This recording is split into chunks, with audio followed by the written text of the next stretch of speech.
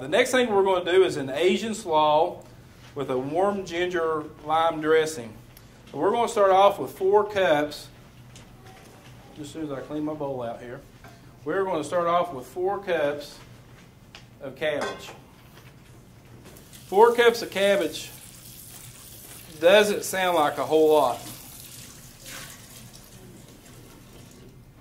And it's really not, okay? Because you've sliced it up. This is 2 heads of cabbage that I've cored and sliced. Now, granted, they were kind of on the small side, but that was 2 heads of cabbage that I cored and I sliced up real thin. So we're going to go by about the same measure. It's not an exact science, okay? This is a little more than a cup. I know that, and you know that. And the people that are watching on the camera there know that. But we're going to use that as a cup, okay? So 1, 2, 3, 4. There are different kinds of cabbages. You were asking earlier, someone was asking earlier about Chinese cabbage and all this. If you can't not find the specific kind of cabbage that you're looking for, just go with the old standby cabbage that we make coleslaw with here. A lot of the specialty ingredients you can find in a lot of specialty stores and stuff, but you can use substitute with what we know also, and it'll give it just as good flavor. So then we're going to add 2 cups of our red cabbage.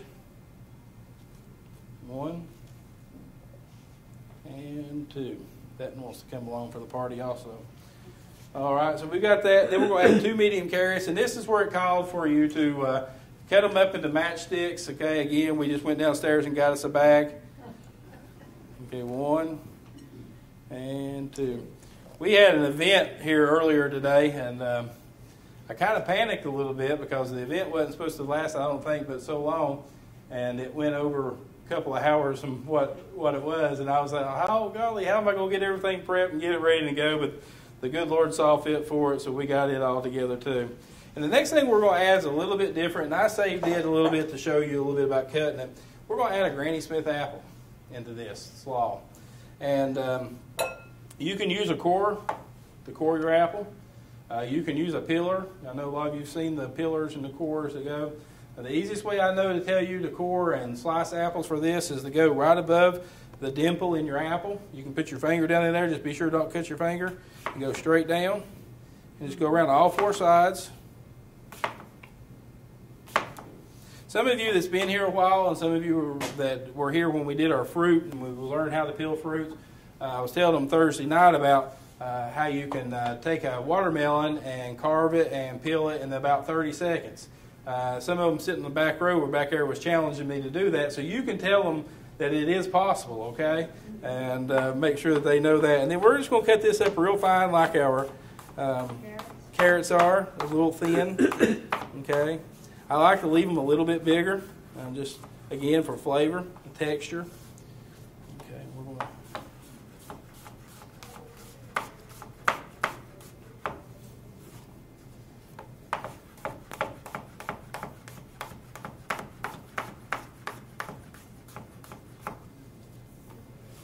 A little bit afraid of knives. Could I grade that? Could you grade that? You can, or if you've got a mandolin, you can do that also. What's a mandolin? It's a slicer that you slide it down, okay? Yeah. Well, and you do need to be careful, and you need to stay inside your comfort zone, and you will cut yourself eventually if you cook long enough. I'll just go ahead and say that.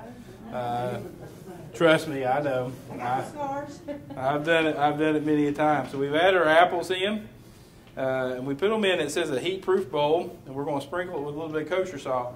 Kosher salt and fruits. You're going with your sweet and your salty. Okay. If it'll come out, we will. And what that's going to do is it's going to intensify your apple flavor a little bit. It's also going to help with your cabbage. When you make kraut, what do you add to cabbage to make kraut? You add salt. So it's going to help break down that also for the texture there. I really wish I had another one of those bowls out here right now. That would be really good. But we're going to have to figure out our bowl situation here. And we're going to have to figure out our bowl situation, hint, hint. What about the last one? Do we need the third bowl like he's going? Two big bowls coming up? Let's check his last one out. Our last ones are stir fry. No, we'll be all right with it without our stir fry. So, but what we're going to do, that way I can get her to go down again if I need to, because I really wanted to talk about her a little bit while she was gone. That was the only way I knew to do it. But Wesley's still here, so I can't talk because he'll tell her. So we all right. So we've added our cabbage and our red cabbage, our carrots, our apples. We sprinkled it with a little bit of salt. So the next thing we're going to do is we're going to take our little bowl back here that we've got sitting back. That is the right size that we can do. And we're going to take just a little bit of soy sauce. Okay. And we're going to add it in. It calls for 3 tablespoons. Our lid, like I said a while ago, our lid is about a tablespoon. And this is a new bottle, so it's going to be harder to get out, of course. So there's 1, 2, and 3. So we're going to add our soy sauce, and then we're going to add our lime juice. One thing I didn't talk about too much last week when we were doing limes is I wanted to let you know, if you'll squeeze your limes, okay, before you slice them, before you're getting ready to do it, or you take them and you press them down on your board, that'll do 2 things. That'll make your hands smell heavenly because all the oils that are in there. I showed you one week that citrus fruit peel is flammable. You can take and twist it, and the little oils that come out of this will actually ignite, okay, and it gives the most wonderful aroma that you've ever smelled in your life. And if you do this, what you're doing is you're breaking down the inside of that, and it's going to allow you to get your juices out of there better. The next thing we're doing, we're just going to cut it in half. Okay, and you can see the juices already coming out of it there. And our recipe calls for 2 tablespoons plus 1 teaspoon. How many people can tell me how many teaspoons are in a tablespoon? 2. 3. 3. Yeah, so we're going to put a total of, I don't know why they don't just put 7 teaspoons, okay? It seems to me like it would work out that way too. But what I'm going to do is I'm going to eyeball it, and I'm going to add the juice of 1 lime, okay? Because you're going to get some really good flavor out of this. And you see, you can get a little bit out of there, and it don't look like a lot. So if you'll take your thumbs and you just go in and just kind of pinch it in there a little bit, you're going to get all kinds of more out, okay? Because what that is like if you're eating an orange and you've got the little single cells in your orange that has all the juice in them, you're just breaking those up, and you're kind of using your lime as a bowl. The more you break it up, you can see all the lime juice that just comes out of there. The lime, Asian cooking like we're doing tonight, even though it's vegetarian, we're kind of got an Asian twist on it. Lime is very prominent in that. Okay. There's my bowl fairy. She come back with another one tonight. So you notice that she stays as far away from that as the camera as she can, though. Okay. I don't know why. I think everybody needs to see my better half on camera for sure. Okay. And then we're going to add our other bit to here. The first bit I added into our apples. And the reason I should have told you ahead of time why I was doing that, this will keep your apples from discoloring when you add the juice on there. And then what I'm going to do is I'm going to take my other little bit of lime juice and I'm going to add it into our mixture that we've got going here. And it's going to separate. It's going to be like an oil slick in here. Your soy sauce and your lime juice, they don't want to go together. But we're going to put them together anyway. Okay, we got that going. And then we're going to add 2 tablespoons of water. Instead of dirtying another dish with water, I'm just going to take my little lime peel. I'm going to put me about 2 tablespoons because that's about all that it'll hold. And I'm going to put it in my water, and because it's going in there anyway, and all that flavor is going in there with it. Okay. We're going to add a little bit of brown sugar. I'm going to set this back here out of the way because it's making me hungry every time I smell it. We're going to add a little bit of brown sugar. Our recipe calls for about 2 tablespoons of brown sugar. Again, there's nothing wrong with eyeballing it.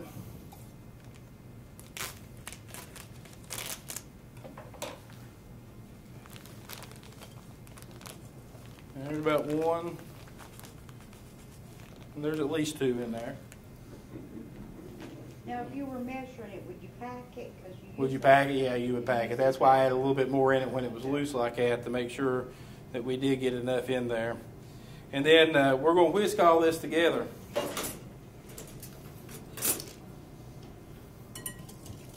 Doesn't, like again, I said before, it doesn't look like it's an awful lot, but it is.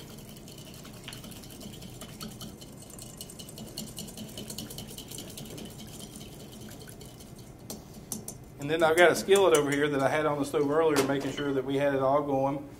And I've got about 2 tablespoons of canola oil in here. And we're going to put it back on our eye, and we're going to turn our eye on, and then we're going to add this to it. And this is going to be the marinade for our slaw. We got all of our cabbage and all of our apple and our carrots and everything in there. And we've got a little bit of lime juice in here, and then our rest of our lime juice over here. And this is going to make our sauce. The oil that you add here, as we've talked about before, is going to act like an emulsification. It's going to help this flavoring stick to this salad. Because like I said before, this does not look like an awful lot of flavoring, and it's not a lot. But with the ingredients that we have used, you don't need a lot. The soy sauce has strong taste to it. The lime juice has a very strong and prominent flavor to it. This is not your grandmother's coleslaw, okay? This is not Long John Silver's or Food City or anybody else's coleslaw that you're normally used to. This is, like the recipe says, it's a warm slaw. One thing that we're going to add to it, in order to have Asian slaw with warm ginger lime dressing, we got to add a little bit of ginger to it, okay? How many people like ginger? Ginger is a wonderful thing. I love ginger. Cooked. One of the young ladies was down working in the kitchen today when I was in there getting some stuff together. I said, here, try this. And oh, she was just as trusting. She stuck it in her mouth and she chewed. And the more she chewed, the more she started having water because it does have a very spicy flavor to it. I said, well, here, this will help it. And I handed her a piece of jalapeno and she stuck it in her mouth thinking that was going to help. She said she'd never trust me again, so I don't know what that's all about. But we're going to add about 2 tablespoons, or about 2 teaspoons, excuse me, of our ginger. And I'm going to add a little bit of it in here, okay, just for our marinade, because this is all going to the same spot. And you can see with the marinade that's going to help distribute it into it. If you just put it on top of your salad, it's not going to distribute it as much as you would want it to, okay? So we're going to heat where our oil is heated up a little bit, and you can see by the middle of your skillet, when it starts to heat, it will start to separate from your skillet. And so we're going to heat our oil in the skillet, and then we're going to add our onions, okay? After we get this out of the way, we're going to add some onions when I find out where I put them. There we go. And it calls for green onions, and what's the difference between green onions and this? Not a thing. Okay, chives and green. Red onion in here, doesn't it? Is this where we're using our red onions? It says 1 large red onion. I read that wrong. Okay. Well, I was just testing you all out to see if you knew what you was doing. I never claim to know everything. Okay, Right. so we're adding our red onions in. Hush. I hear you back here laughing. No. You just did that to make us laugh. I just did that to make you laugh. Exactly right. See? She's not been with us long, but she already knows the procedure, see? All right. We were listening and looking. That's it. That's it. And we're going to brown those down. We're going to add the rest of our ginger, okay, into this. And we're going to cook it after it gets it going really good. We're going to cook it down, and then we're going to cook it about 30 seconds longer. Okay. Ginger again is like sesame oil.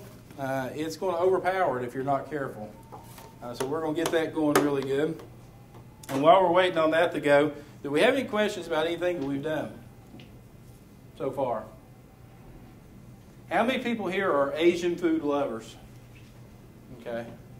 So it's really under the gun that I get this right, because you know exactly what you're talking about when it comes to Asian foods and vegetarian. So if it's not just Asian, I'm going to tell you, hey, if it's not just right as far as Asian goes, I'm going to tell you, well, this was vegetarian. It wasn't Asian right anyway. So we're going to get this going real good.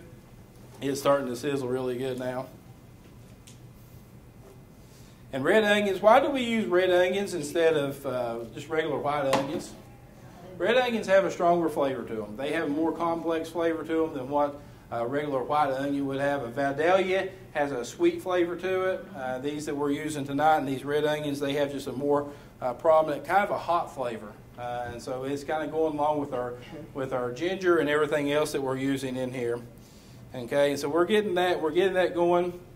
And when we get done to the bottom here, I don't know why my stove has just decided it does not want to work all of a sudden, but that'll be okay. It'll get started here in a second. We're going to mix all this together, and again, it says the warm lime and ginger dressing. So we're going to take our marinade that we've already done, and we're going to add that after we into our pan, and that's going to act like a deglazer. A lot of times when you're cooking pork roast or you're cooking beef roast, you'll deglaze your pan with a little bit of red wine, okay, or a little bit of water. You know, if you're making something and you don't want to use wine or you don't want to use beer or something like that, you can use water. If you're making a gravy, you use milk, and that's what you're doing when you're making a roux. Is you've got that flour and mixture of fat in there, and you're deglazing the pan with that little bit of milk that you're using. So we've got everything going here good now. Okay, and we're going to use our reserve sauce that we have over here in order to do that and to deglaze our pan. And we're not going to be deglazing it tonight just like what you would. Normally you would cook these down till they'll be brown and caramelized. We're not going to go all the way caramelized with it tonight because for time's sake, this will give us an idea of the flavor and everything though. So what we've done is we've heated our onions in there. I did not add a little bit of salt in there because I added a little salt into our sauce earlier. So we're going to just leave the salt out there. Normally what you'll do when you add your salt into with your onions is your salt is going to do like with your cabbage. It's going to help sweat everything down a little bit with your onions too. So we've done that. We're going to go ahead and we've added our ginger. And we're going to cook it down until it gets good and warm. And then we're going to add our soy sauce mixture to deglaze the pan. Of course, we're going to fast forward here a little bit. We're going to go ahead and add our soy sauce mixture in. You're going to want to scrape it down because you can tell by the bottom of the bowl here that your sugar, even though when you dissolve all your sugar as much as you can, you're still going to have some in your ginger. Okay, and we're going to add that in there. And this is really going to blossom here in just a second. You're really going to be able to smell this.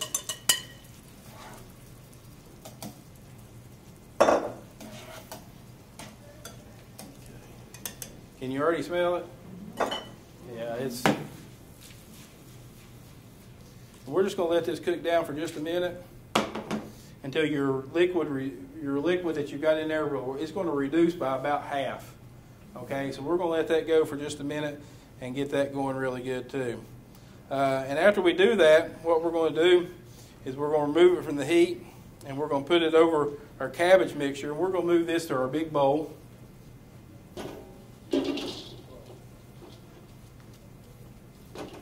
Okay. You can see the color that these onions are taking on. They're just sucking up our mixture and everything. We're going to toss this real good to begin with to make sure we got the apples and the cabbage and all that well blended. Okay.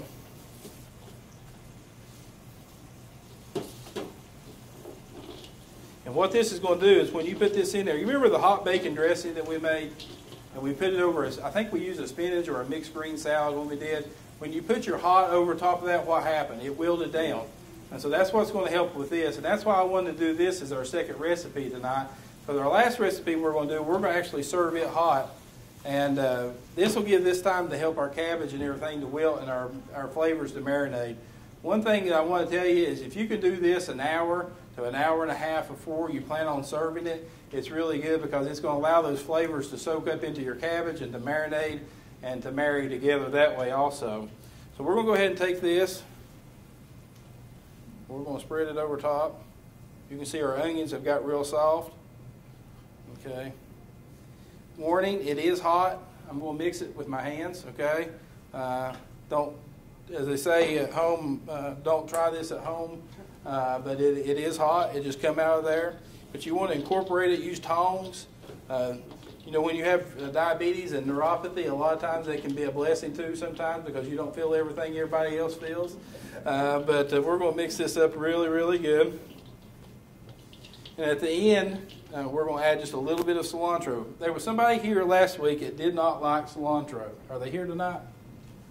I'm sorry. Because I'm going to add it anyway. Are we going to add the peanuts? Do what? Are we going to add the peanuts? We are at the very end, and the reason I saved those is I wanted to ask everybody here, is there anybody here that has a peanut allergy?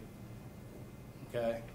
Peanut does a couple of things. One is you're going to take the peanuts and they're going to work, the saltiness of the peanuts is going to work with your dish, but also the texture, the crunchiness is also going to work with this too. So you're going to be adding a little bit of salt. That's the other reason that I did not add as much salt into our dish as what it calls for, is because some of the ingredients that I'm using tonight has some salt. I'm actually going to add a little bit of our toasted sesame seeds in.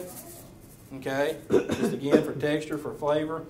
And then these little bags of peanuts we actually sell down in our produce department. I think they're like $1 a bag or something like that. You don't have to buy a whole bunch of peanuts to use. Again, we're not going to add the whole thing. We're just going to add about half the bag. Okay, and these are salted, dry roasted peanuts. Okay, and so we're just going to take that and we're just going to mix it all together. And there's our Asian slaw with our caramelized onions. Again, about the only thing that I can show you that we would do any different if you were doing this at home and you've got all the time in the world is that you would want to caramelize your onions a little more than what we have. We've cooked these onions through to where they are cooked, they are soft, especially when we add our marinade in. But if you like them a little more, you go ahead and do that. But you can see in our camera, and I'll try to hold it up here where you all can see, it's a very pretty slaw. It's got a really good flavor to it.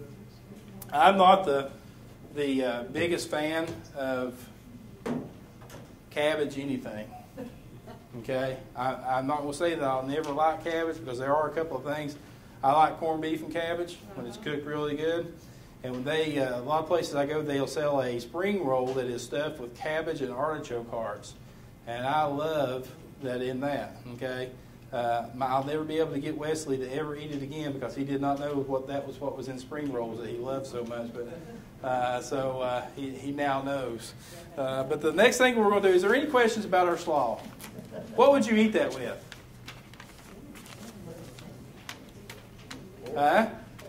Your fingers, your fork? Pork, yeah. That would be good with another kind of your salad that we made earlier. That would go good with that. Of course, it's Asian, so you're looking at the same kind of flavors involved there. It'll go really good with what we're getting ready to do, though. Is the reason I've done these 3 recipes tonight.